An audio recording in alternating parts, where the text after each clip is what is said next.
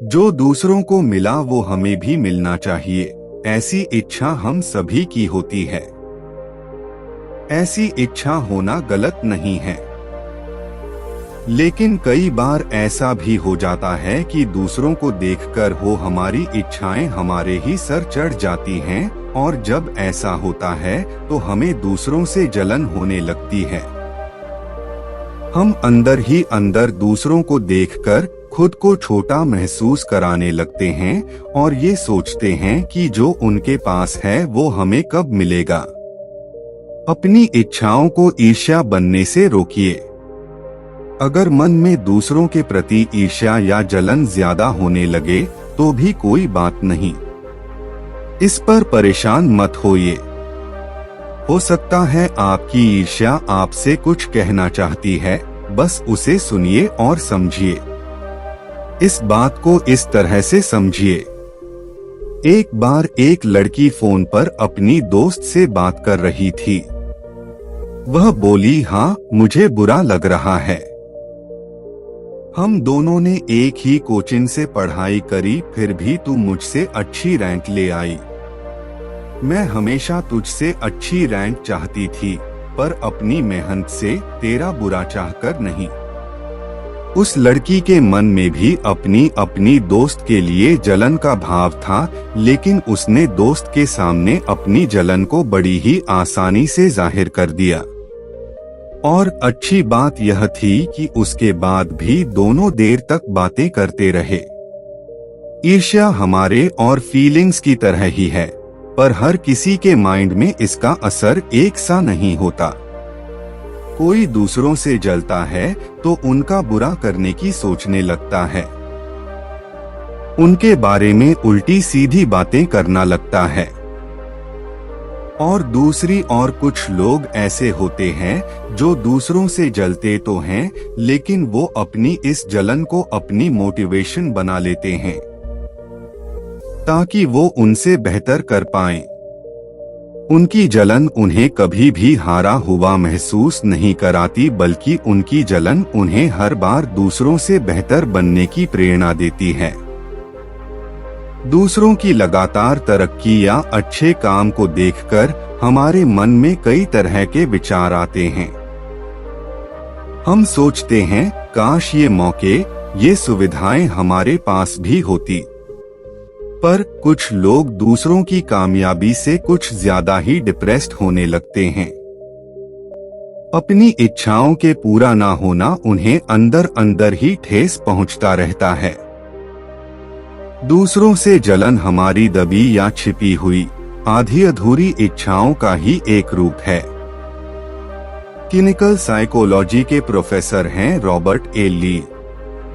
कहते हैं, ईर्ष्या का हावी होना हमारी सोच को गलत दिशा पर ले जाता है।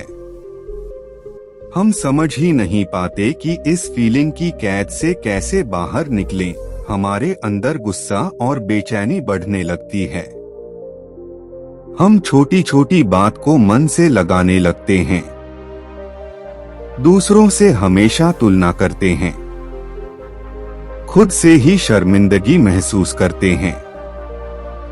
हमें जिंदगी में कुछ ना कर पाने और जिंदगी में कुछ ना हासिल हो पाने का डर सताने लगता है। कई बार हम ये भी दिखाने की कोशिश करते हैं कि हमें दूसरों की सफलता से फर्क ही नहीं पड़ता। दूसरों को जो मिला है वो उनकी किस्मत है। हम जहां हैं खुश हैं। लेकिन जब हम ऐसा सोचने लगते हैं तो धीरे धीरे हम दूसरों से दूर होने लगते हैं। उनकी खुशियों में शामिल नहीं होते, बेवजह नाराज रहने लगते हैं। इस ईर्ष्या से खुद को बाहर निकालने का रास्ता यही है कि आप उस काम में फोकस जो आप कर रहे हैं। आपके पास जो चीजें हैं आप उनसे खुद को संतुष्ट रखें। दूसरों को क्या मिल रहा है या वो क्या कर रहे हैं उससे खुद को दूर रखें। लोगों से मिलना जुलना ना छोड़ें।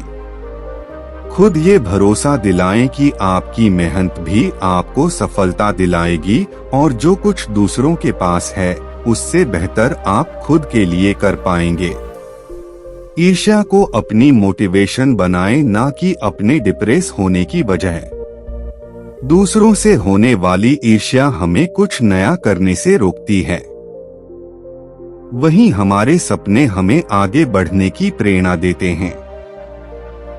जलन हमें दूसरों से अलग कर देती है, लेकिन प्रेरणा हमें दूसरों से जोड़ती है। हो सकता है आपको दूसरों की अपेक्षा चीजें ना मिली हो, लेकिन इसमें दूसरों का कोई दोष नहीं है। लेकिन जलन के कारण हम दूसरों से गुस्सा होने लगते हैं। ऐसे में हम गुस्से में उन लोगों को अपना दुश्मन मानने लगते हैं जिनकी कोई गलती ही नहीं होती। इसलिए खुद से सही सवाल करें, खुद को ऊपर उठाने की कोशिश करें, दूसरों को नीचा दिखाने की नहीं। यह भी देखें कि दूसरों की जिस सफलता पर आप जल रहे हैं, क्या वह सच में आपको चाहिए। अगर हाँ, तो उस जलन को एक सपने का रूप दें और उसे पूरा करने की कोशिश करें। खुले दिल से स्वीकार करें कि हाँ, आप में जलन की भावना है, पर आप उसे दूर भी करना चाहते हैं। खुद पर काम करना हमें निराशा से बचाता है, हमारा आत्मविश्वास बढ़ता है। दूसरों की सफलता के साथ हमें उनकी मेहनत पर भी नजर रखनी चाहिए। तो दोस्तों, कैसी लगी ये कहानी कमेंट्स सेक्शन में जरूर बताना, और अच्छी लगी तो चैनल को सब्सक्राइब करना और बेल आइकॉन को जरूर प्रेस करना। तो मिलते हैं अगली कहानी में, तब तक के लिए अपना ख्याल रखना। धन्यवाद। नमो बुद्धाय।